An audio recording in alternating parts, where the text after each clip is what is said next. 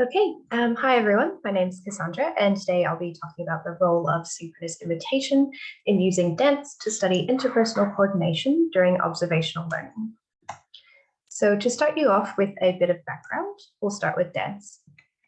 Traditionally, dance is a performing art which can be typified by its repertoire, history, symbolism, and aesthetic value. On a general level, however, any kind of dance is that which simply consists of movement sequences that are either improvised or choreographed. In many cases, dance is an action that is coordinated between two or more people. Many other simple, everyday movement-based activities are also coordinated. This could be walking down the street with a friend or lifting and moving a heavy item. Relevant here is research using a dynamical systems approach to coordinated movement, which shows us that whether the coordination is intentional or unconscious, synchrony emerges between actors. And the purpose of this synchrony from a dynamical systems perspective is to facilitate successful social exchange. Recently, synchrony is also proposed to underlie successful collaborative learning, like in classroom settings. However, little to no research has examined the role of synchrony during the learning of coordinated movement. Which brings us to observational learning. Observational learning refers to the process of learning an action, behavior, or motor skill via the observation and imitation of others.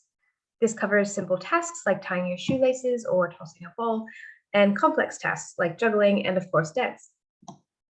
So given previous research on the benefits of synchrony, we were interested in investigating the role of synchrony during the observational learning of a complex motor sequence.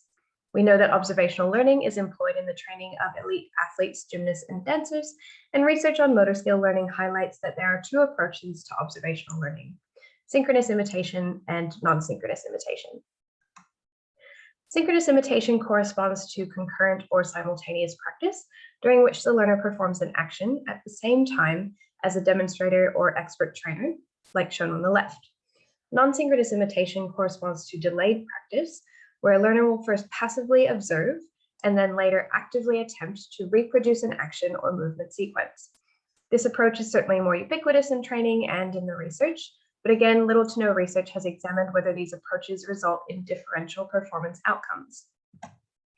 So in tying this all together, the aim of the present study was to investigate whether synchronous and non-synchronous observational training approaches differentially influence performance outcomes. We thought that individuals who learn via synchronous imitation might perform better at end state than individuals who learn via non-synchronous imitation, and that better imitative performance during the training trials would transfer to better end state non-imitative performance. And so to look at this, we had undergraduate psychology students come into the lab. We had a total sample of 42, 55% of them were female, with a mean age of 20.81 years. This was a between subjects design with two experimental groups. In the synchronous condition, we had 22 participants and 20 in the non-synchronous condition. We also wanted novice dancers for this experiment, so we asked participants about their previous dance training, dance experience, and 50% of them said they had previously taken dance classes. Of these, they took approximately 2.3 years of classes. We also asked them about their social dancing each month, and that's going out to clubs, and that was 1.5 to 2 times on average a month. 50 to 55% of them had ever played dance video games. And finally, we asked them about their perceived learning ability and perceived dance ability on a scale from 1 very bad to 5 very good. And on average, they rated themselves at about 2.5, so just below average. So participants were asked to perform a 16-count dance sequence with a confederate who was an expert dancer with 26 years dance experience. They repeated this on the right and left sides for a total of 32 counts.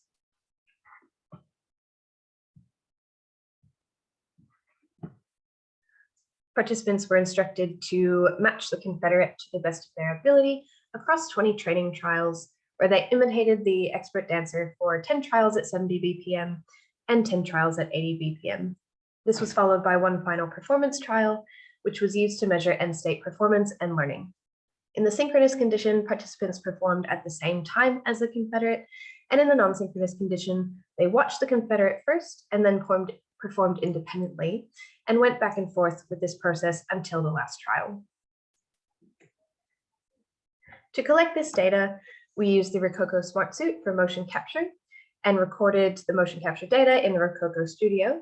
These suits have 19 initial measurement units with 9 degrees of freedom, and they were worn by both the participant and the confederate.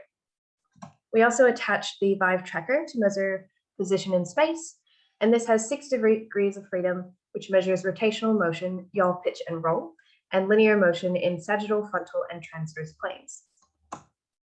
The starting positions for the confederate and the participant were marked on the floor, with the confederate to the front right of the center mark and the participant to the back left of the center mark.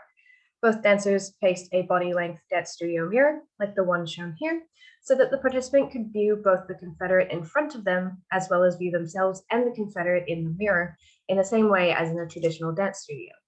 The dancers here can be seen performing part of the dance sequence, which is simultaneously being recorded in the Rococo studio. Here we've illustrated the key movements of the 16-count dance sequence, modeled on the right-hand side, and it's performed from top left to bottom right.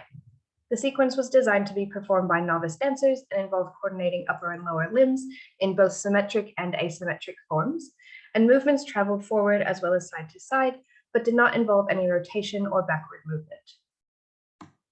We then proceeded with data processing. We extracted 3-dimensional Cartesian coordinates from the motion capture data at the joint centers for the pelvis, shoulder, wrist, and ankle. The pelvic joint center was then used as the reference point to control for full body motion and the body's position in space. This resulted in an 18-dimensional trajectory that describes the full body motion, and the start of motion was always taken from the first movement of the right ankle joint, as this is where the sequence always began. After initial data processing, we used a multi-dimensional cross-recurrence quantification analysis to compare participant and confederate motion trajectories across the 21 trials. A recurrence matrix is developed by comparing time series data, and these matrices are then used to produce a digital cross-recurrence profile as shown here. So on the left, we have high temporal recurrence, and on the right, we have low temporal recurrence around the line of incidence, which runs from diagonal to diagonal. So the image on the right shows high temporal recurrence, which indicates a higher degree of accuracy in movement sequencing between the participant and the confederate. And bringing us to our results, the confederate's data is shown on the third line and is relatively consistent across all the trials. We compared the poor and the good performers to this, so you can see that the middle line with the poor performers never quite achieves a stable pattern.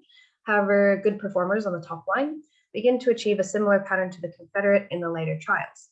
These patterns are then replicated in the plots at the bottom, where the blue line represents the confederate's action trajectories over time. Orange represents good performers who begin to approximate the blue pattern, whereas yellow represents poor performers who remain inconsistent. Next, we assess the longitudinal effects of performance over time using a linear mixed model. On the left is the synchronous condition, and on the right is the non-synchronous condition. The top row illustrates participant movement accuracy compared to the confederate, shown in gray, and the bottom row illustrates timing across the 21 trials. Here we find that participants never quite meet the accuracy of the confederate, but the synchronous participants are more accurate and more consistent than the non-synchronous participants until the last trial, where the synchronous but not non-synchronous performance quality drops significantly. These analyses also demonstrated that there were no performance differences attributable to the tempo change we had between trials 10 and 11, and that the non-synchronous group exhibited a positive but statistically non-significant trend in movement accuracy across trials.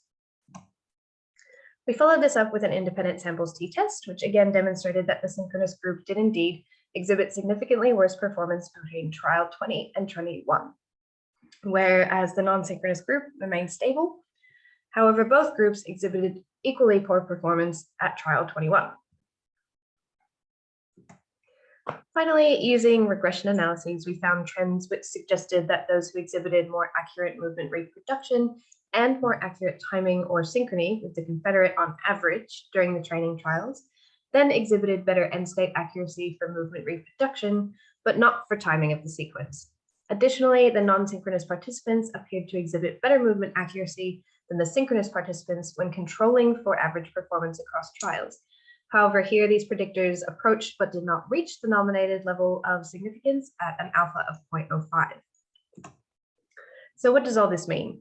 A summary of our main findings showed a significant decline in performance quality at end state for synchronous learners, a positive non-significant trend for non-synchronous learners in performance quality, and end-state performance that was equally poor in both groups.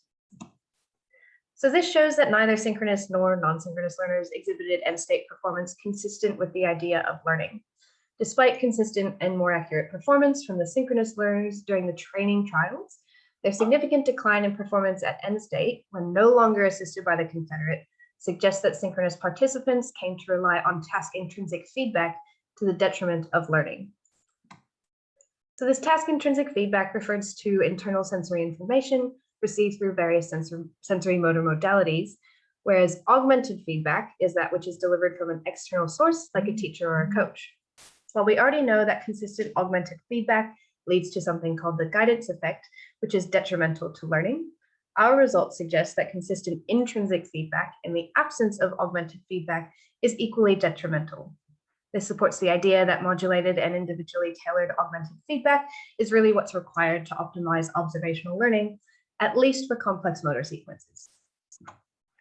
A summary of our non-significant trends shows greater accuracy but not timing of movement reproduction at end state was predicted by better imitative performance quality across training trials, and that non-synchronous learners exhibit better movement reproduction, controlling for average performance quality, but again, these must be interpreted with caution. As a reminder, synchronous participants performed at the same time as the confederate, and non-synchronous participants watched the confederate, then performed independently. So remembering that we also found a positive trend for the non-synchronous learners in the linear mixed model, these results taken together suggest that a non-synchronous imitative approach to observational learning may in fact be more beneficial than a synchronous approach. Again, little research has compared these two approaches, but one early study by Weeks and colleagues in 1996 supports the idea that a non-synchronous approach might be better for learning and that this might be facilitated by reduced task demands.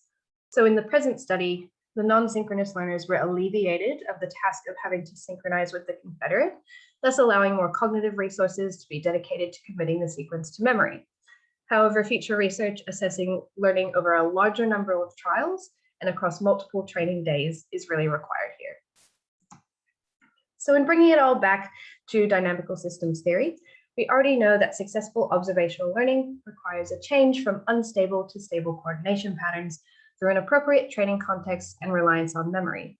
The results of the present study suggest that acute synchronous imitation may allow for a higher degree of imitative performance, but this does not necessarily transfer to non-imitative solo performance consistent with the idea of learning. When visual information is highly available, visuospatial but not motor representations of the desired action are formed, and previous research suggests that this reliance can allow for more rapid and stable performance of a motor skill, but only when visual information remains available. So like we've seen in this study, purely imitative performance may come at the expense of learning if task constraints do not allow for motor representations of the desired behavior.